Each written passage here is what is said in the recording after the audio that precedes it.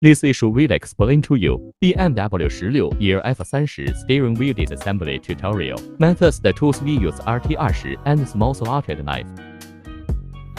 First, remove the airbag. Let's turn back first.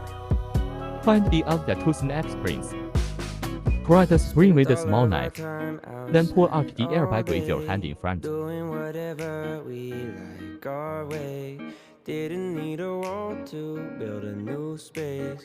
Every moment just came together like 2 feet hanging in the water. Few trees stood a little taller. New What happens when it's removed? There's a plug next to us. Pull it out. Then the airbag pulled out. Step R. Remove the key box. The second step is to disassemble the key box and the key. Find the back screw. Loosen it with T20.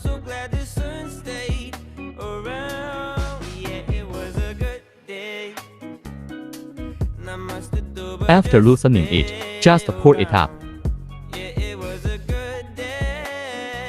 Pull the key box together with the key.